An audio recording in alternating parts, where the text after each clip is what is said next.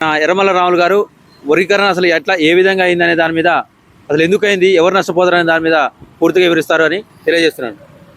జై భీమ్. జై భీమ్.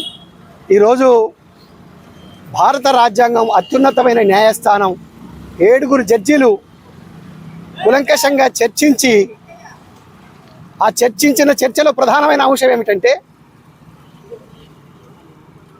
క్రిమిలేయర్ అంటే వాస్తవికంగా ఉద్యోగ ఉపాధి రంగాలలో ఎవరైతే అభివృద్ధి చెంది ఉన్నారో ఎస్సీలు వాళ్ళనికి సెకండ్ లిస్ట్లో పెట్టమని చెప్పడం జరిగింది. సెకండ్ లిస్ట్లో పెట్టమంటే ఫస్ట్ లిస్ట్లో ఉన్నది ఎవరు? ఫస్ట్ లిస్ట్లో ఎవరిని పెట్టాలి అని అంటే ఎటువంటి ఉద్యోగం అర్హత లేనటువంటి వాళ్ళు, ఉద్యోగం పొందనటువంటి వాళ్ళు, ఆ కుటుంబంలో ఎవరు కూడా ఉద్యోగాల్లో ప్రభుత్వ ఉద్యోగాలు పొందనటువంటి వాళ్ళు, ప్రభుత్వ సంక్షేమాలు పొందనటువంటి వాళ్ళను సెకండ్ తొలగించాలని చెప్పినటువంటి నిర్ణయం చేయడం వల్ల ఇది చాలా ప్రమాదకరమైన అంశంగా తయారై కూర్చుంది. గతంలో చంద్రబాబు నాయుడు చేసినటువంటి విధానమే ఈ రోజున సుప్రీంకోర్టులో 7 జడ్జీలు అదే నిర్ణయం చేయడం జరిగింది. అంటే దీనివల్ల ఎవరికి నష్టం, ఎవరికి లాభం అనేటువంటి అంశాన్ని లోపలికి పోతే మనకు మిత్రులకు అందరికీ అర్థమవుతుంది. ఈ రాష్ట్రంలో ఎస్సీ ఎస్టీల మీదనే ఎందుకు టార్గెట్ చేస్తున్నారు, దానివల్ల చేయాల్సిన అవసరం ఏమిటి, ఈ విషయాలన్నీ కూడా మనం కులంకషంగా చర్చించుకోవాల్సిన అవసరం ఉంది. అది భవిష్యత్ అంశాల్లో మేము మాట్లాడతాం.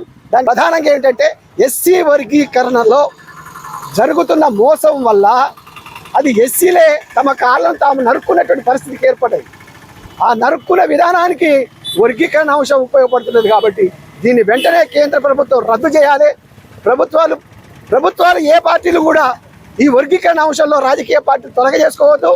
ఎందుకంటే మీకు సంబంధం లేనట్టు అంశం ఇది ఎస్సీలకు సంబంధించిన అంశం, ఎస్సీ ఎస్టీలకు సంబంధించిన అంశాలు వాళ్ళు చూసుకుంటారు తప్ప మీ రాజకీయ పార్టీ నాయకులు అగ్ర కులస్తులందరూ కూడా ఇందులో చేరి మేము చేస్తాం, నడుపుతాం, అమలు జరుపుతాం అని చెప్పడం, ప్రగల్భాలు పలకడం ఇది రాజ్యాంగ వ్యతిరేకమైన విధానం. ప్రజల నుండి మీ పార్టీల యొక్క ఆలోచన విధానాలకు వ్యతిరేకంగా తయారు చేసుకుంటున్నారు. మీరుగానే ఇది సరైన విధానం కాదు అని చెప్పని ఈ సందర్భంగా హెచ్చరిక చేస్తూ, సరే ఏదేమైనా భారత రాజ్యాంగం ఉన్న అత్యున్నతమైన 2004లో ఇచ్చినట్టు 5 జడ్జీలు ఇచ్చినటువంటి జడ్జిమెంట్ ఏదైతుందో అదే బేస్ చేసుకొని వర్గీకరణ అంశం కేంద్ర రాష్ట్ర భారతదేశం మొత్తం ఎక్కడ కూడా అమలు జరగడానికి వీలేదనే అంశాన్ని కట్టుబడి ఉండి అదే అంశం మీద రేపు మంగళవారం రోజున 9 మంది జడ్జీల ముందు ఈ ఆర్గ్యుమెంట్ను పెట్టాలని చెప్పనని ప్రయత్నాలు జరుగుతున్నాయి.